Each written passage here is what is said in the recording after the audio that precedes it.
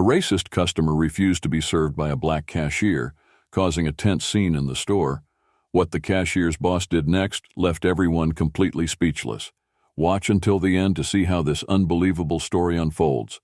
Don't forget to subscribe to the channel and let us know in the comments where you're watching from. The buzzing aisles of Freshmart NY, a busy New York supermarket, were alive with the sounds of checkout scanners, shopping carts rolling, and announcements about special deals. It was a typical Saturday afternoon rush. Behind Register 5 stood Malcolm Evans, a 28-year-old black cashier known for his professionalism, calm demeanor, and friendly customer service. He had worked at Freshmart for 3 years and earned respect from colleagues and regular customers alike. Malcolm smiled warmly at the elderly woman he had just finished helping. "Have a great day, Mrs. Henderson." "Thank you, Malcolm. You're always such a sweetheart," she replied warmly before heading out. As she left, Margaret Whitfield, a sharply dressed white woman in her mid-50s, entered the store, pushing her cart with purpose. Her eyes scanned the checkout lanes, quickly landing on Malcolm. Her expression soured instantly. After finishing her shopping, Margaret approached the checkout lanes with a cart full of groceries. Malcolm's lane was open with no line, while the other registers were backed up with several customers. She frowned. Not him. Margaret deliberately steered her cart toward Register 3, even though the line stretched halfway down the aisle. Her impatience grew as the line crawled forward.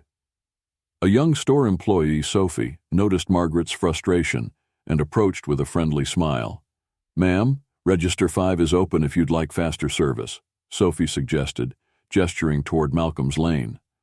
Margaret's face tightened, but seeing no other option, she reluctantly pushed her cart over, her lips pursed with disdain. Malcolm greeted her politely. "Good afternoon, ma'am. How are you today?" Margaret didn't respond, her eyes cold as she dumped a bag of apples and a loaf of bread onto the conveyor belt with deliberate harshness. Malcolm remained professional, scanning the items calmly despite her obvious hostility. He reached for a carton of eggs when her voice cut through the air, sharp and commanding. "Stop!" Malcolm paused mid-scan, confused. "Is there a problem with the eggs, ma'am?" Margaret's eyes narrowed with disgust. "I don't want you touching my groceries." Malcolm's brow furrowed in disbelief, but he kept his voice steady. "I assure you, ma'am, I'm fully trained. Your items are in good hands."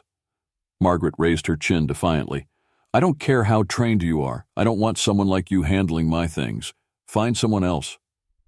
Nearby customers exchanged uneasy glances, sensing the tension rising. Malcolm took a slow, calming breath, determined to remain composed. "If you prefer," he said carefully, "I can call the manager to assist you." Margaret's face hardened. "Yes, do that, now." Malcolm blinked, unsure if he'd heard her correctly. "I'm sorry?" Margaret folded her arms, her tone icy. "I said I don't want you handling my items. Call someone more appropriate." Malcolm stayed composed, despite the sting of her words. "Ma'am, I assure you I'm fully trained. There's nothing to worry about." Margaret sneered. "I don't want someone like you serving me." Nearby customers glanced over, sensing the tension. Malcolm took a slow breath, suppressing the frustration building inside. "If you're uncomfortable, I can call the manager," Malcolm offered, keeping his tone professional.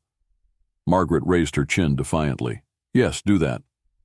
Within moments, Ethan Reynolds, the store's manager, hurried over after being notified by Sophie. Ethan, a tall, no-nonsense man in his mid-40s, was known for standing up for his employees. "Is there a problem here?" he asked firmly. Margaret straightened up, assuming she now had the upper hand. "Yes, I want another cashier. I don't want him touching my things." Ethan's eyes flicked to Malcolm, who stood silently but with dignity, then back to Margaret.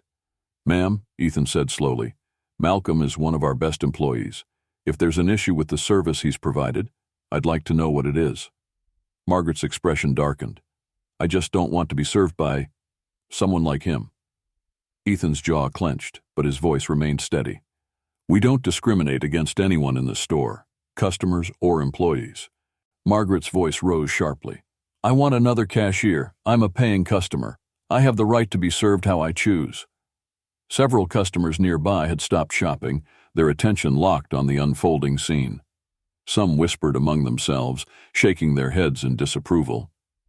Ethan stepped forward, his expression calm but resolute.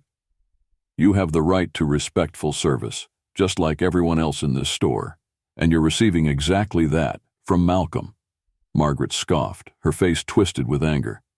"I don't want him touching my things. I shouldn't have to explain myself." Ethan's voice remained steady, but there was an unmistakable edge now. "The only thing you need to understand, ma'am, is that we serve all our customers equally. Malcolm is fully qualified and one of our best employees." Margaret's lips trembled with indignation. "This is unacceptable. I want to speak to someone above you." Ethan's expression didn't change. "You're speaking to the highest authority here. I'm the store manager. There's no one else." Margaret clenched her fists, realizing she'd lost control of the situation. "This isn't over," she spat, glaring at both Ethan and Malcolm. "You'll regret this." By now, several customers had paused their shopping, watching the confrontation unfold with growing tension.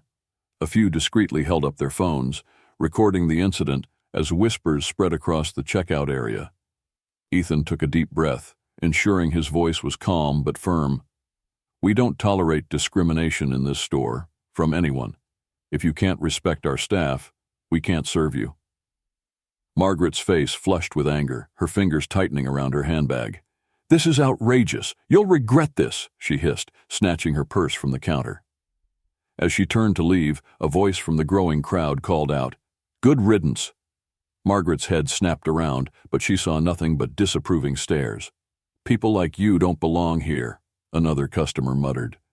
Her face burned with humiliation as she stormed toward the exit, leaving her carefully selected groceries behind. Suddenly, soft applause broke out. It started with one older woman, then spread quickly through the crowd as people acknowledged Ethan's firm stance and Malcolm's quiet dignity. Malcolm, still behind the register, stood frozen for a moment, processing what had just happened. He slowly looked up, meeting Ethan's steady gaze.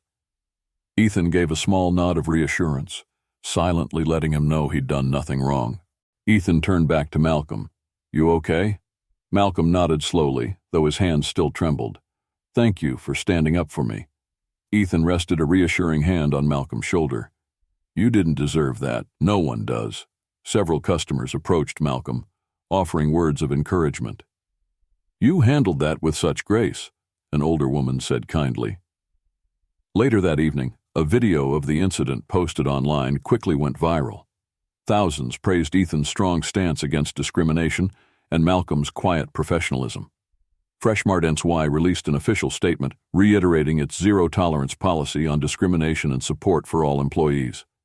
Malcolm, overwhelmed by the outpouring of support, reflected on the day, not with bitterness but with hope.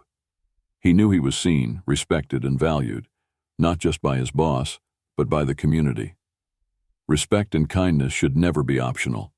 What would you do if you witnessed a moment like this? Share your thoughts in the comments. And don't forget to subscribe for more stories that inspire courage, justice, and the power of standing up for what's right.